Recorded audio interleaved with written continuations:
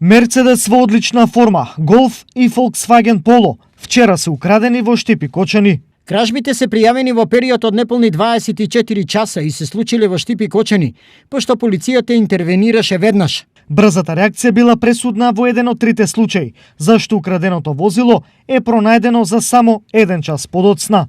Станува збор за службено возило Volkswagen Polo, сопственост на ЕВН. Но како се случила кражбата во строгиот центар на Штип? Кратците во овој случај практично биле почестени и пред себе имале прилика која ретко кој од нив би ја пропуштил. Имено, возилото било паркирано овде. Моторот работи во место, а возачот чека ред за сендвич. Како нормален крадец да одолее на шансата.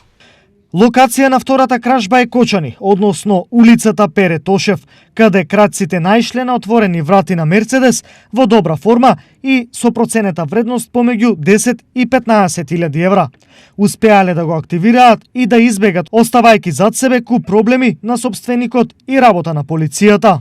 Третото украдено возило вчера е спроведено исто така во Штип и токму на оваа улица, Димитар Двојаковски, населба Дузлак.